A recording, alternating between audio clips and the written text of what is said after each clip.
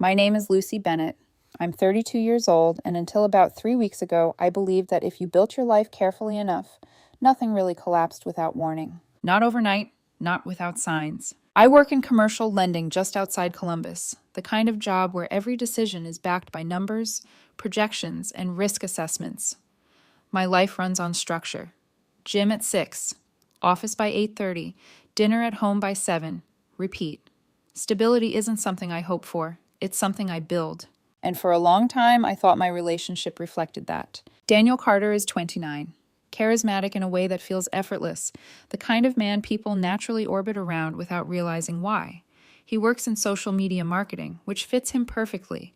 He understands presentation, perception, how things look from the outside. We had been together a little over 3 years, engaged for 6 months, living together in a townhouse I bought before we met, though we split bills and managed everything as a team. Wedding planning had been a constant background noise. His ideas, his calls, his vision, with me quietly handling logistics in the background. We weren't chaotic. We didn't scream or disappear for days. We argued like adults. We made up quickly. We stayed out of drama. Or at least, I thought we did. Daniel has this way of speaking, where every conversation feels like he's already a step ahead. Like he's framing things before you even realize what's happening, quick with sarcasm, quick to redirect, and lately, quicker to turn simple questions into something heavier. I used to chalk it up to stress. Now I know better. 2 weeks ago, he told me he wanted a small tattoo to honor his late grandmother. He talked about her like she had been the only stable adult in his childhood, the one who grounded him, the one who made everything feel safe when nothing else was. I didn't push back. Tattoos are personal. I just asked what he had in mind. Something minimal, he said, maybe initials, maybe a date. Nothing dramatic. Yesterday he came home with a fresh bandage on the inside of his wrist. And that look, that small, expectant look like he was waiting for me to react correctly. He held his wrist out slightly, not fully offering it, just enough to draw attention. I smiled a little. Is it for your grandmother? Yes, obviously, he said, rolling his eyes like I had asked something unnecessary. There it was again. That tone. I ignored it. When he peeled back the edge of the bandage, I saw 2 letters. Clean, black, deliberate. JD. I blinked once, expecting there to be more. There wasn't. Just JD. I stared at it for a second longer than I meant to, my brain trying to connect something that didn't fit. Daniel, I said carefully, your grandmother's name doesn't have a J or a D in it. His face changed. Only for a fraction of a second, but I saw it. A tightening. A flicker. Then he laughed. Short, sharp, controlled. Can you not start something over nothing? Nothing. I nodded slowly. I'm not starting anything. I just don't understand the connection. He pulled his wrist back, pressing the bandage down like he could flatten the conversation along with it. It's personal, he said. Not everything needs to be explained.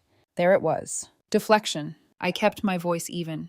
I'm not trying to control anything. I'm asking a basic question. It's another set of initials on your body. His eyes narrowed slightly. Why are you assuming it's a person? Because you're not explaining it. That landed. He exhaled through his nose, irritation building. You're being weird, Lucy. I ignored that too. What does JD stand for? He opened his mouth like he had an answer ready, then stopped. And in that pause, something shifted. He went pale. Not dramatically. Not enough for someone who wasn't paying attention to notice. But I was paying attention. He recovered quickly, but it felt like watching someone step back into a role they almost forgot they were playing. It's tied to my grandmother, he said. A nickname, something she used to say. The words sounded assembled, not remembered. I tilted my head slightly. What nickname? He sighed, louder this time.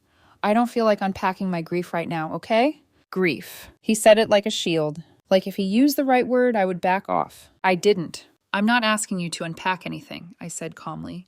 I'm asking you to explain how JD connects to her. His expression hardened.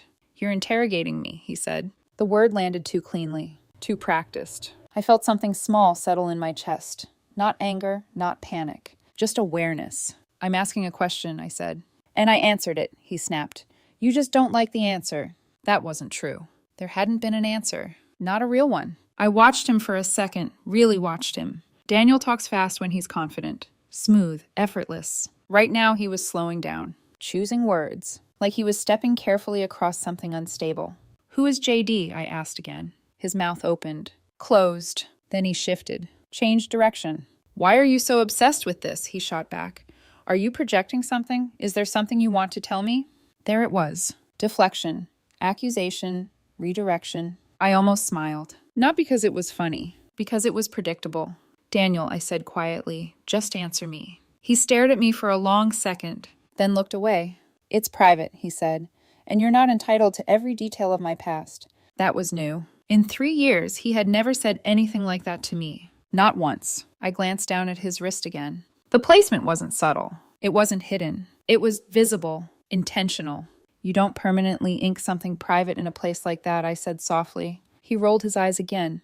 You're spiraling. That word. Again, like I was the unstable one. I'm not spiraling, I said. I'm noticing that you've given me 3 different explanations in 5 minutes.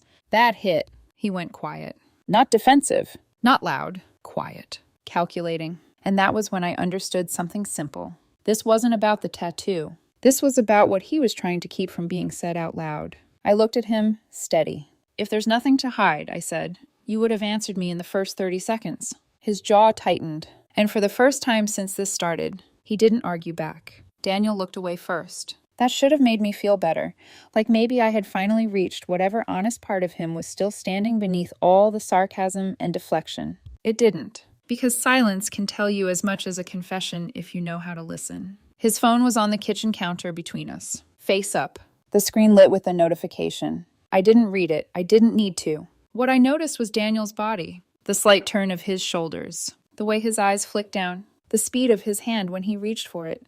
Too fast. Too protective. I said, who is JD? His fingers stopped an inch from the phone. Don't, he said. Just one word. Not angry. Not sarcastic. A warning. I stared at him. Don't what? He swallowed. Just don't make this bigger than it is. My heartbeat changed then. Not faster exactly. Heavier. Because I hadn't said anything about making it bigger. I hadn't said I was going to search, call, check, accuse. But he had already arrived there on his own. Which meant the next move was obvious to him because he knew there was something to find. I stepped closer to the counter. Who is JD, Daniel? He grabbed the phone. Or tried to. I was closer. I picked it up before he could reach it and held it at my side. The change in him was immediate. All the casual arrogance disappeared. His face tightened, but not in anger first. In fear. Then anger rushed in to cover it. Give me my phone. I didn't move. Tell me who JD is. You're violating my trust. That almost made me laugh. Not because anything was funny. Because the word trust sounded obscene in that room. Trust requires consistency, I said. Nothing about this is consistent. His eyes dropped to the phone in my hand. Lucy, give it back. What's the passcode? He stared at me like I had crossed some moral line that he hadn't spent the last 10 minutes dragging between us. We both have each other's codes, I reminded him. That was your idea after that fight 2 years ago about transparency. His lips parted. No answer. Which told me the code was still the same. I typed it in. The phone unlocked. Daniel lunged. Not violently, but urgently. Like whatever was inside that phone could burn the house down if I looked long enough. I stepped back. I'm not going through everything, I said. I'm looking for one thing. Lucy, I swear to God. I opened his recent calls. There it was. JD. Saved as only 2 letters. No last name. No emoji. No harmless explanation attached. Just JD. And underneath it, multiple calls from the past week. Outgoing. 2 after midnight. After I had gone to bed. I felt something inside me go still. Not rage. Not panic. Clarity. There is a strange calm that comes when your mind stops arguing with your instincts. I tapped the contact. Daniel's voice dropped. If you call her, we're done. Her. For a moment, the whole kitchen seemed to hold its breath. He realized it at the same time I did. His face drained. I looked at him. Her? He closed his eyes briefly, like he had just stepped on glass. I nodded once. So JD is a woman. It's not what you think. I almost whispered, it never is. Then I hit call. The phone rang once. Daniel shook his head. Hang up. Twice. Lucy, please. That please was different. Not polished, not angry. Afraid. Third ring. A woman answered. Did Daniel? Her voice was cautious, soft, familiar. Too familiar. I put it on speaker. Hi, I said, my voice steadier than I felt. This is Lucy Bennett. I'm Daniel's fiancé. I just have a quick question. Silence. Not confusion for 1 second. Several seconds. Then she said, fiancé? Like the word had reached her from another language. Daniel covered his face with one hand. I kept looking at him while I spoke. Yes, we're engaged. The woman on the other end breathed out slowly. I didn't know that. There it was, a sentence so simple it split the room in half. I asked, "Who are you?" Another pause. "My name is Jenna Dawson. JD." I stared at Daniel's wrist. Clean black letters. Fresh ink. Living proof. "How do you know Daniel?" I asked. Jenna hesitated and I could hear the discomfort in it. Not performance, not defense. Shock. "We dated," she said. "On and off for about 4 years." "When did that end?" Daniel whispered, "Don't answer that." Jenna heard him. Her voice sharpened. "Daniel, what is going on?" I said, "When did it end?" She was quiet for a moment. "Last year," she said. Last year. My relationship with Daniel had started 3 years ago. The math did itself. I looked at him, and he couldn't meet my eyes. "Did you know he and I were together?" I asked. "I knew he was seeing someone," Jenna said slowly. "He told me it wasn't serious at first. Then later he said it was complicated." Complicated. That word people use when the truth is simple but ugly. I felt my hand tighten around the phone. "Have you been talking recently?" "Yes," she said. "He reached out." Daniel snapped, "That's not fair." Jenna ignored him. He said he missed how things used to be. He said the wedding pressure was making him question what he wanted." I went cold. Not because of jealousy, because of the phrase. Wedding pressure. "So she knew about a wedding?" I asked carefully. "He told you he was getting married?" Jenna went quiet. "He said people were pushing him toward marriage someday," she said. "Not that he was engaged. Not that there was a date." A date. 5 months away. Venue selected. Deposits paid. Invitations being designed. I looked at Daniel's wrist again. JD. Not hidden under clothing. Not placed somewhere private. Displayed. Like a confession he thought he could disguise as grief. "Did he tell you about the tattoo?" I asked. Jenna's breathing changed. "He mentioned it," she said. "I thought he was joking." "He did it." Silence. Then very softly she said, "Oh my God." Daniel turned away from me, both hands now at the back of his neck. Jenna continued, "I told him not to. I told him that was insane if he was still trying to build a life with someone else. Still trying. Someone else." I absorbed each word without reacting. That was the thing about betrayal.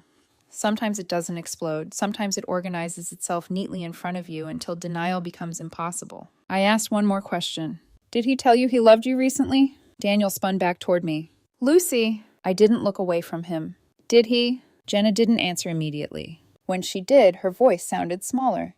"Yes." Daniel's face collapsed, not with regret exactly, with exposure. I nodded, though Jenna couldn't see me. "Thank you for being honest."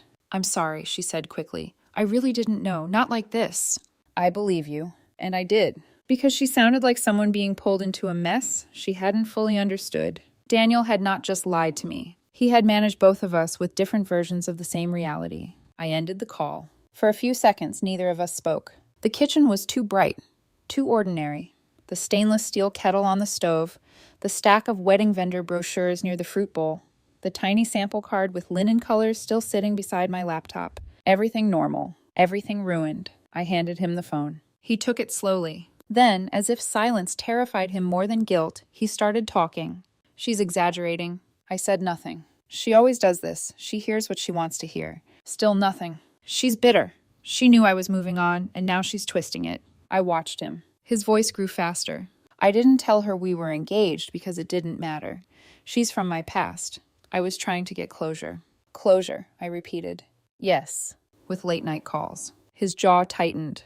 "With telling her you loved her?" He inhaled sharply. "Love can mean different things." That sentence made something in me finally break. Not loudly, not dramatically. Just a clean internal snap. I looked down at his wrist. Apparently initials can too. He flinched. Good. I wanted him to hear how absurd it sounded when the language turned back on him. He stepped toward me. "Lucy, I panicked." "No," I said. "You lied." I was confused. "You hid our engagement from your ex." "She wasn't my ex like that anymore." "She has your initials on your wrist." He looked at the tattoo like he hated it now. 5 minutes ago, he had presented it like something sacred. Now it was evidence. That was the difference. A symbol is romantic only when everyone agrees on the story behind it. Once the lie is gone, it becomes a receipt. Daniel dragged a hand through his hair. "I didn't physically cheat." I stared at him. He said it like he had found solid ground, like that was the line that would save him. I didn't sleep with her, Lucy." I nodded slowly.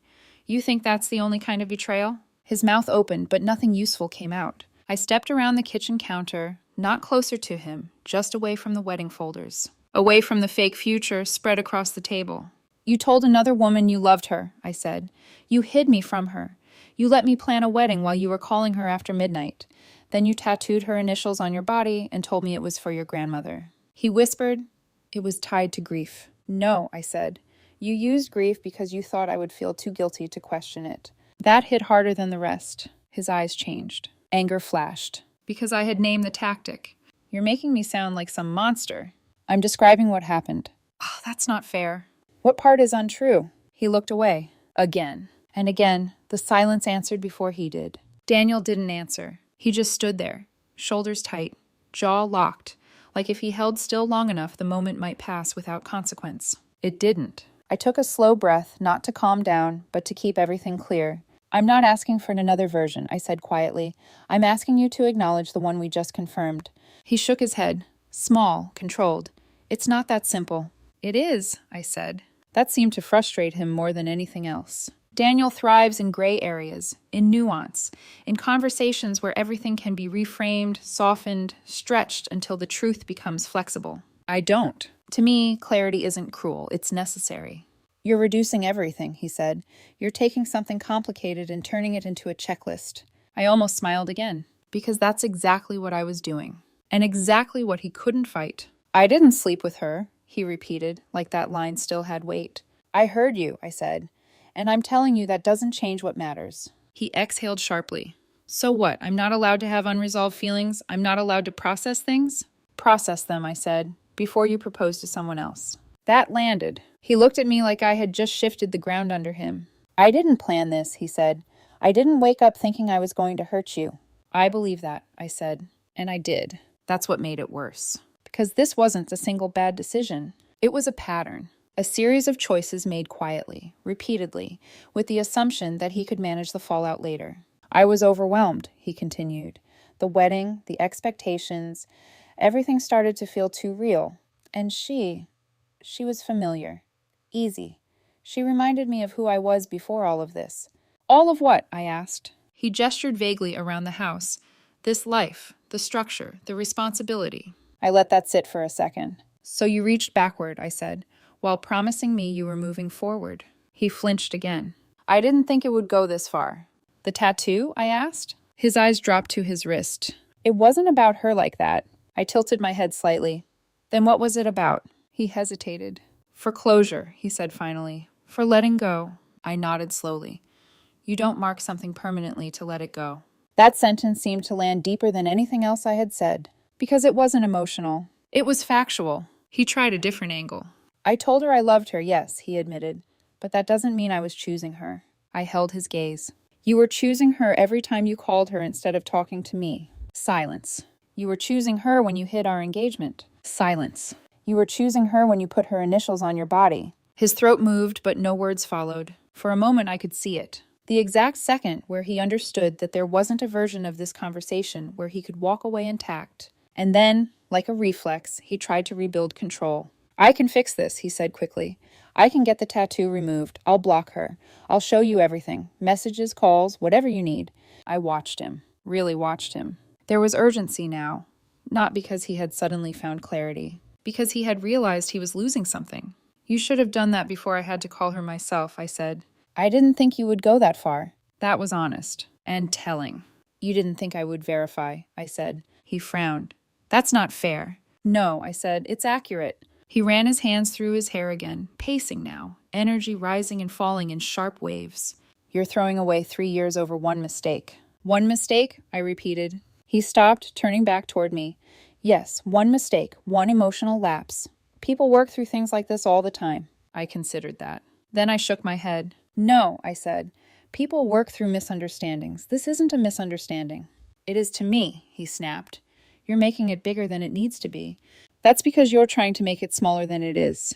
That shut him up for a second. He stared at me like he was searching for a crack, something emotional he could grab onto and use. There wasn't one. Because I wasn't angry anymore. I wasn't even hurt in the way I expected. I was certain, and certainty is very hard to argue with. I'm not marrying someone who is actively building a second emotional relationship, I said. I wasn't building anything, he insisted. I was ending it. Then why didn't she know you were engaged? That question stayed in the air between us. Heavy. Unavoidable. He didn't answer. Because he couldn't. Because the only honest answer made everything worse. I let the silence do the work. Then I said the simplest thing I could. This is over. He blinked. Once. Like the words didn't process. Then he laughed. Short, dismissive. You're being dramatic. I didn't react. Lucy, come on. We're adults. We don't just end things like this. We do, I said, when the facts are clear. His expression hardened. You're not even willing to talk this through. I just did. That's not talking, he said. That's judging. No, I said. That's deciding. That word hit him. Because it meant the conversation wasn't open anymore. He stepped closer. You're going to regret this. Maybe, I said, but I won't regret ignoring it. His eyes flashed again. Real relationships require flexibility. There it was. The reframing. Turning betrayal into complexity. Turning accountability into rigidity. I shook my head slowly. Real relationships require honesty, I said. Everything else comes after that. For the first time since this started, he didn't have a comeback ready. Not a sarcastic one. Not a clever one. Nothing. And in that silence, I felt it fully settle. The end. Not dramatic. Not explosive. Just complete. I walked past him toward the kitchen counter. The engagement ring was still on my finger. I looked at it for a second. 3 years. Plans. Expectations. All condensed into a single piece of metal that suddenly felt irrelevant. I slid it off. Set it down gently on the counter. Not as a gesture, as a conclusion. The wedding is canceled, I said. His head snapped toward me. What? I'll call the venue tomorrow. You're not serious. I looked at him. I am. Something shifted in his face then. Not confusion. Not anger. Fear again. Because this time, it wasn't about being exposed. It was about being left. For a second, Daniel just stared at the ring on the counter. Like if he didn't look at me, this wouldn't be real. Then his focus snapped back. You're not doing this, he said. I didn't respond to the tone. I responded to the content. I am. You don't get to just decide that.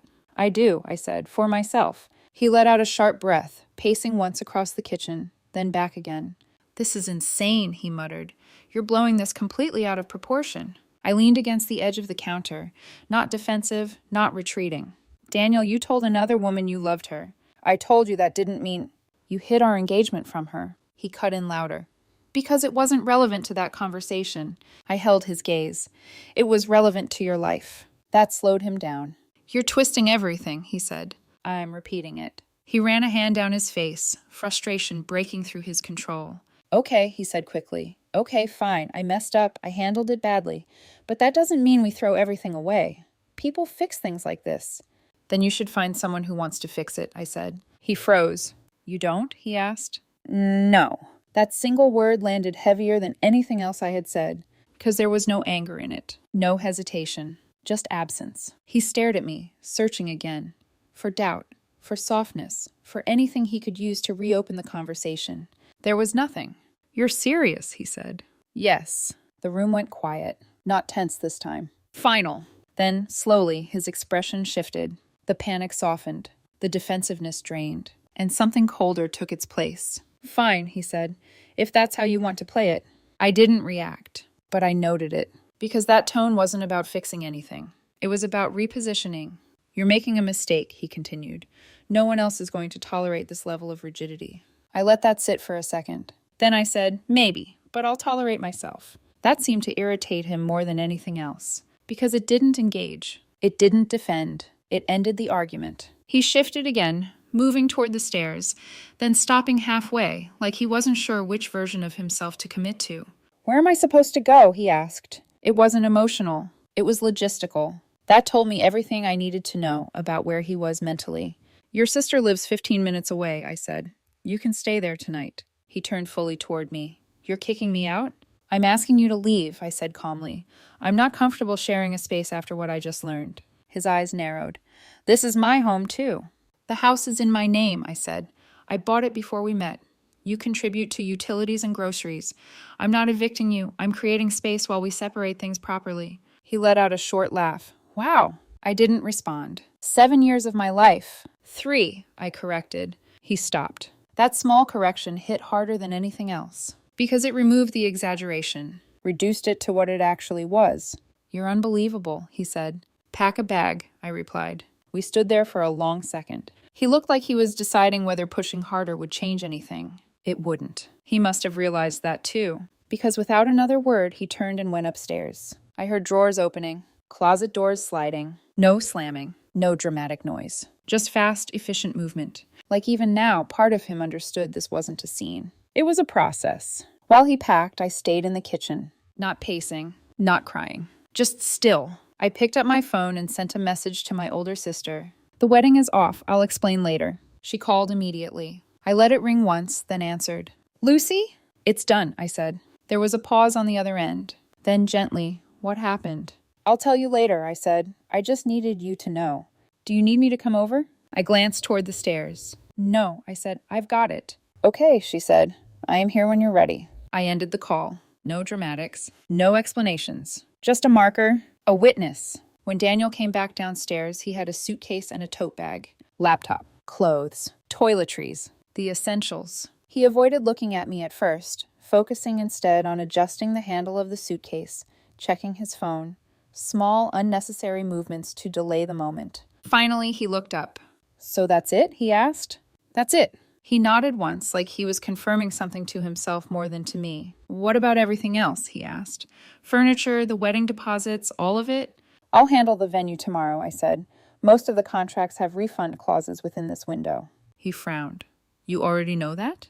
I read what I signed. That irritated him. "You've been preparing for this?" "No," I said. "I prepare for contingencies in general." He shook his head slightly, like that answer annoyed him more than anything else. Because it meant I wasn't reacting emotionally. I was executing. That's cold," he said. "It's clear." He picked up his suitcase. At the door, he paused, turned back.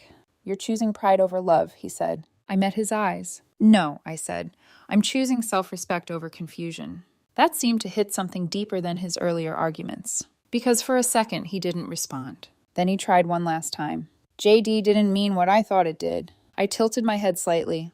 "Then what did it mean?" He opened his mouth, closed it. Nothing new. No new explanation. No new version. Just the same emptiness dressed differently. I nodded once. "Exactly." He stood there for a moment longer. Then he left. No door slam. No final words. Just the quiet click of it closing behind him. The house felt different immediately. Not empty. Not sad. Just quieter. Cleaner. I walked back into the kitchen and sat down. The ring was still on the counter where I had left it. I picked it up, turned it once between my fingers, then placed it back down. 3 years. Ended in under an hour. Not because of a tattoo, because of what it revealed. That night, I didn't sleep much. Not because I was reconsidering, but because my mind was organizing. That's how I work. Once a decision is made, I move into execution. By morning, I had already drafted emails. Short, direct. Wedding canceled due to personal reasons.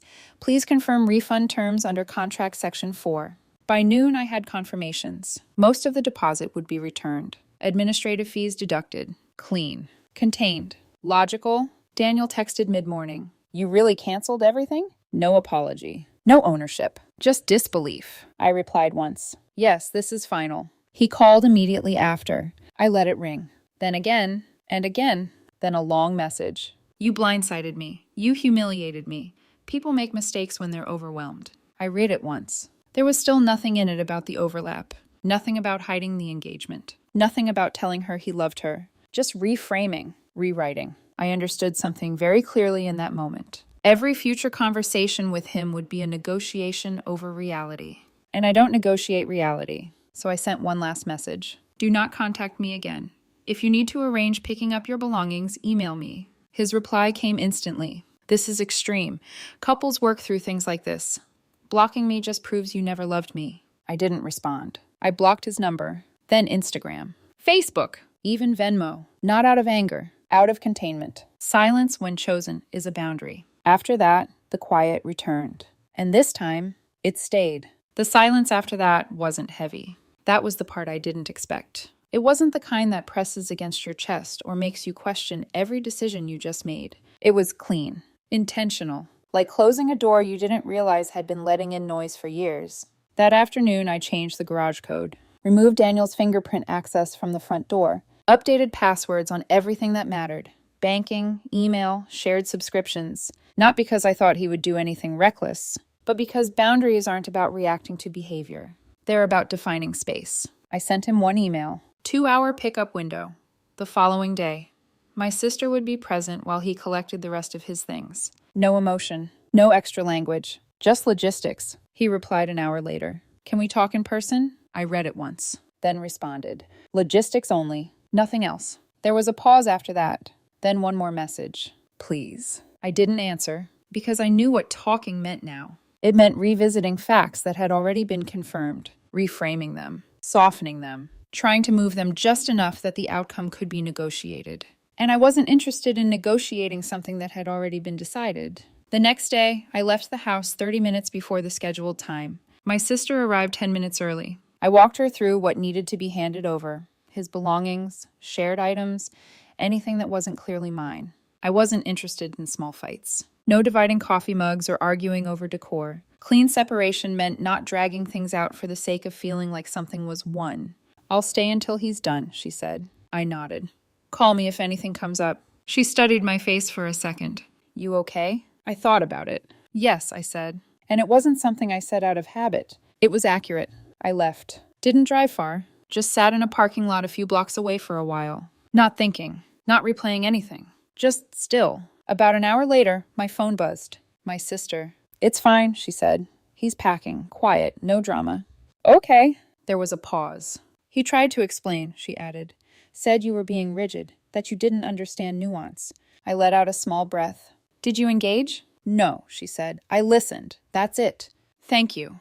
Lucy, she said softly. He cried. I didn't respond right away. Not because I didn't care, but because it didn't change anything. Okay, I said finally. By the time I returned home, his things were gone. Closet half empty. Bathroom cleared. The small details of someone else's routine erased. The house looked neutral again, like it belonged to me. That night, I sat on the couch and let myself walk through everything one more time. Not emotionally, logically. He reconnected with his ex. He hid our engagement. He told her he loved her. He maintained that connection while planning a future with me. He marked it permanently on his body. He lied multiple times when asked directly. There wasn't a version of that sequence that aligned with someone preparing for marriage in good faith. I didn't feel anger. Not anymore. What I felt was something closer to relief, because ambiguity had been replaced with certainty. And certainty is easier to live with than doubt. A few days later, a mutual friend texted. Is it true the wedding's off? I replied simply.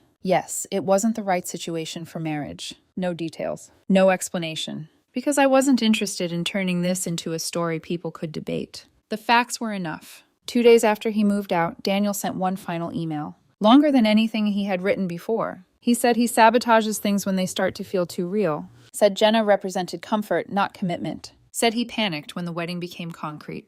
That he reached backward instead of forward. It was the closest he came to accountability. I read it once, then closed it. Didn't respond. Because closure doesn't come from explanation. It comes from accepting what already happened. Looking back, the tattoo wasn't the first sign. There had been smaller things. The way he angled his phone slightly away when texting. Jokes about exes that weren't really jokes. Comments about feeling trapped when wedding planning got intense. Individually, they were easy to dismiss. Together, they formed a pattern I hadn't wanted to see. What changed everything wasn't suspicion. It was verification. When I called Jenna, I wasn't trying to create a scene. I was testing whether reality matched what I was being told. It didn't. And that gave me something most people don't get in situations like this. Clarity before commitment. A lot of people stay because of the weight of what they've already invested. 3 years. Deposits. Families. Expectations. But none of that outweighs truth. Because if someone is capable of building a parallel emotional connection while promising exclusivity, marriage doesn't fix that. It just formalizes it. I don't hate him. I don't think he's evil. I think he wanted two things that couldn't coexist. Stability and nostalgia. And he believed he could manage both without consequence. He couldn't. The ring is back in its box. The house is quiet. My routine is intact. And I would rather start over at 32 with a clear understanding of reality than spend decades questioning whether I'm the only person in my own relationship